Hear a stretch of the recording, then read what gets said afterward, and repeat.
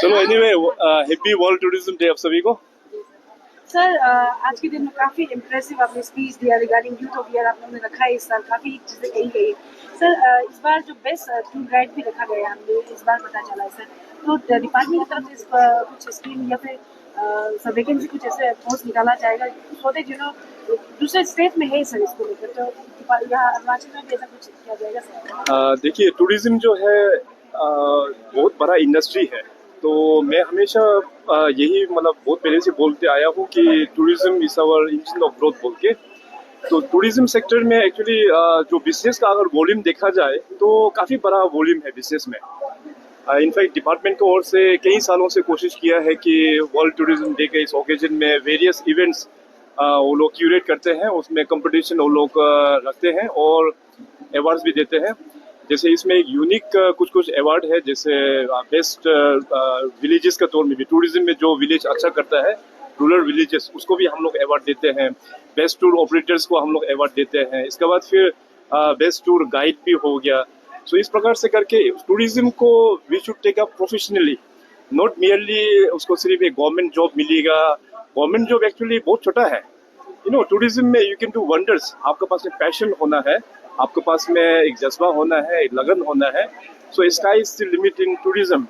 और जिस प्रकार से अभी अरुणाचल का जो पॉपुलैरिटी पूरे देश में और विदेशों में भी जो जा रहा है, अभी आंकड़ा के मुताबिक हम लोग 100% से भी प्लस हम लोग परसेंटेज वाइज हम लोग ने जंप किया है अभी तक in comparison to last year.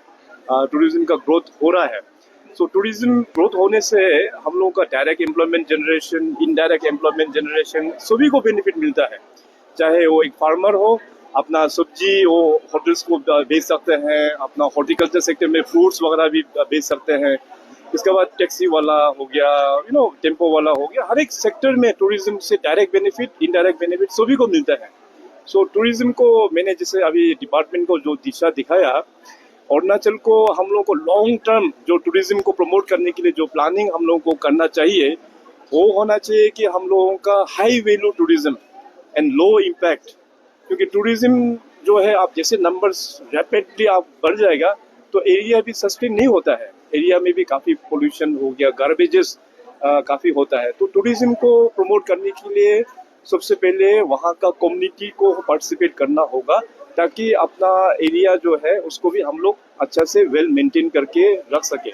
So long term policy जो टूरिज्म का होना चाहिए अरुणाचल का, इसको हम लोग हाई वैल्यू एंड लो ये इम्पैक्ट वाला, तो उसमें हम लोगों को ये अच्छा सेल होगा। अरुणाचल में काफ़ी यूनिक है। आप चाहे कुछ भी बोलिए, अरुणाचल में हम लोग देख सकते हैं हर एक रीजन का सुंदरता बहुत ही अजीब है। मैं तो अरुणाचल में जब भी टूर में जाता हूँ, I feel myself as an tourist. मैं बहुत बार जा चुका हूँ, बहुत सारा जगह में बहुत बार पहुंचा भी हूँ, लेकिन जब जब जाता है एक नया, एक रिफ्रेशिंग एक फीलिंग होता है। So we have a very good opportunity in terms of tourism. Sir, आपने काफ़ी सही बात कही है, लेकिन सर जो स्कीम के बारे में आपने मेंशन किया था, दीनदयाल सोनम्बन योजना, चीफ मिनिस्टर पर्यटन योजना, ये सब, लेकिन सर एक सवाल है क्योंकि काफ़ी लोगों का कंप्लेन आ रहा था कि दीनदयाल सोनम्बन योजना में डिस्ट्रिक्ट वाइज दिया जाता है, उसमें भी काफ़ी फेवरिज्म किया जाता है, जिसको एक्चुअली में मिलना चाहिए, जो नीडेड है उनको नहीं दिया जाकर, जो ऑलरेडी स्टैब्लिश है, जो बड़े घर से बिलोंग करते हैं उन्हें दिया जाता है, इस तरह की कंप्लेन आता है। ऐसा चीफ मिनिस्टर सर आपकी तरफ से एडमिनिस्ट्रेशन को कुछ कहना होगा सर? इसमें ऑलरेडी ये जो चाहे खास करके दीनदयाल उपाध्याय स्वावलंबन योजना में ऑलरेडी प्लानिंग डिपार्टमेंट के थ्रू से हम लोग फंडिंग करते हैं।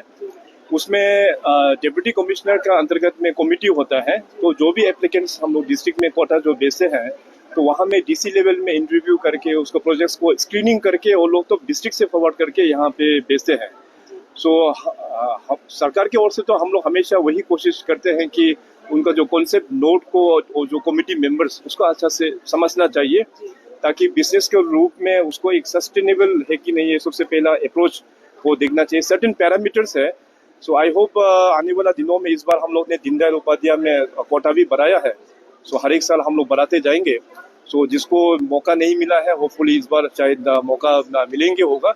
बट इट्स आवर रिस्पॉन्सिबिलिटी कि जो जेन्युइन है, जिसका डिजर्विंग प्रोजेक्ट्स हैं, उसको प्रोजेक्ट्स मिलना चाहिए। तो इसमें देखिए कि इस्टेब्लिश एंड नॉन इस्टेब्लिश का बात नहीं होता है। इसमें आपका प्रोजेक्ट रिपोर्ट, आपका विजन क्या है, आपका किस हिसाब से आप अपना बिजनेस का हिसाब से आप ग्रोथ करना चाह रहे हैं। क्योंकि ये स्कीम के साथ में नो डाउट गवर्नमेंट हम लोग फ्रंट एंडेड सब्सिडी दे रहा है, लेकिन साथ में बैंकिंग सेक्टर भी जुड़ा हुआ है। तो बैंकिंग सेक्टर लोग फिर हर एक प्रोजेक्ट को स्पॉन्सर नहीं करेंगे, वो लोग तो बिजनेस मॉडल को देखेंगे।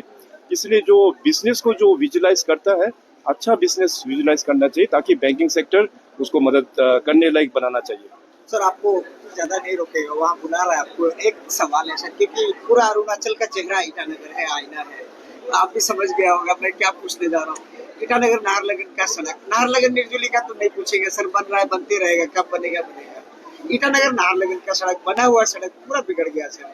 लेकिन आज मैं अभी IPR ऑफिस से आ रहा था, एक जगह में तो करीब 4 फुट का गड्ढा हो गया सर। वो कब कोई गिर के मर जाएगा सर, रिस्पॉन्सिबिलिटी किसका ऊपर आएगा सर? इसमें देखिए, अभी खास करके आपने शायद पैकेज ए का बारे में जी सर, पैकेज ए के बारे में 6 पूछा किलो का है। सामने में है। मैं वो अपना ही गड्ढा हो गया। भी कल वहाँ में एक फंक्शन था वहाँ राजीव गांधी यूनिवर्सिटी में, तो उसी रास्ता से मैं भी देख के आया है। तो कहीं जगह में काफ़ी सारा पोर्टहोल्स वगैरह वो बन गया है इस बार, क्योंकि बारिश अरुणाचल में तो हर एक सीजन में बारिश बहुत हेवी भी होता है यहाँ पे। आप चाहे रोड को जितने भी बनाओ, लेकिन इतना बारिश हेवी होता है कि उस रोड को फिर, क्योंकि बिटुमिनस का रोड है और बिटुमिनस का सबसे बड़ा दुश्मन होता है पानी, बारिश होता है पानी। तो जितने भी आप रोड बनाओ, इतना हेवी बारिश होता है उसको फिर लेके चला जाता है। नो डाउट इसका DPR मेंटेनेंस करना सरकार का जिम्मेदारी है। तो मैंने चीफ इंजीनियर हाईवे को क्लियर कट ये निर्देश दिया हुआ है कि पैकेज ए का भी जहाँ जहाँ अभी जो गड्ढे बन गया है, कंसर्न जो कॉन्ट्रैक्टर है जिसका अभी 5 साल के लिए जिसका मेंटेनेंस जो पीरियड होता है, कॉन्ट्रैक्टर को बोल के उसको फटाफट इमीडिएटली रेस्टोर करने के लिए ऑलरेडी डिपार्टमेंट का साथ में कॉन्ट्रैक्टर का अभी बातचीत होकर काम स्टार्ट होंगे। सर एक्चुअली आपको पूछने का, मैं पूरा स्ट्रेच के बारे में, रिपेयरिंग मेंटेनेंस का हम लोग सर होगा, बरसात खत्म होने से होगा। एक जगह मैं आपको स्पेसिफिक बोल रहा हूँ कि 4 फुट का गड्ढा हो गया सर सड़क का बीच में। Okay. गवर्नर भी कल आया सर वहाँ से, और आज मैं जाके आया, वो वहाँ कोई गाड़ी नहीं चल सक रहा है सर, वहाँ ऐसा हालत हो गया। आप कोई लड़का को भी आप दिखा सकते हैं। बिल्कुल बिल्कुल, हालत बहुत खराब है। ठीक है, इसको मैं अभी तुरंत मैं डिपार्टमेंट को बोल लूंगा, जहाँ ये सब मेजर जहाँ डिफेक्ट्स है उसको तुरंत रिपेयर किया जाए। टूरिज्म की फीस की बात करी आपने, तो क्या टूरिज्म पॉलिसी जो बना है, क्या स्पेशल होगा इस बार? या पहले जैसे सिर्फ फेस्टिवल चलते रहेंगे या कुछ अलग? नहीं, इस बार मैंने जैसे कहा कि देखिए, अभी वो फेस्टिवल म्यूजिक नाच गाना का वो जो है वो टाइम चला गया है। अभी जो जगह को जो पॉपुलैरिटी म्यूजिक के साथ में, जैसे मैंने तवांग फेस्टिवल के बारे में एग्जांपल बताया, जो पॉपुलैरिटी होना था वो गेन हो चुका है। अभी हम लोग को थीमेटिक अप्रोच हम लोग को करना होगा। सो आने वाला दिनों में भी हर एक रीजन को लेके हम लोग थीमेटिक अप्रोच लेके हम लोग जाएंगे। For example zero festival of music जो लास्ट 12 साल से चल रहा है, वहाँ का जो म्यूजिक जो है वो जीरो फेस्टिवल ऑफ म्यूजिक से पहचान बन गया है। जितने भी जो टूरिस्ट आज जीरो फेस्टिवल में आते हैं, वो लोग म्यूजिक का जिसके पास पैशन है वो वही लोग आते हैं। उसी प्रकार से तवांग में अभी जो तवांग फेस्टिवल को जो हम लोग क्यूरेट करेंगे, आने वाला दिनों में जिसका मतलब कल्चर में जिसका इंटरेस्ट है, ऐसे क्यूरेट करेंगे कि विश्व भर में और देश भर से जो लोग आए, कल्चर में जो इंटरेस्टेड है वो लोग फिर तवांग फेस्टिवल में आएंगे। उसी प्रकार से हम लोग एडवेंचर फेस्टिवल भी हम लोग क्यूरेट करेंगे, ताकि जो एडवेंचर सीकर्स लोग हैं देश भर दुनिया भर से, वो फिर एडवेंचर में जो भी टूरिस्ट आएंगे उसमें पार्टिसिपेट करने के लिए आएंगे। सो अभी धीरे धीरे हम लोग को टूरिज्म को थीमेटिक टूरिज्म हम लोग बनाने का कोशिश कर रहा है। डिपार्टमेंट टूरिज्म बहुत ही जल्दी टूरिज्म पॉलिसी भी अभी लॉन्च करेंगे, खास करके उसको फिर सस्टेनेबल मॉडल में किस प्रकार से आगे बढ़ना है अरुणाचल में, तो पॉलिसी में आएंगे।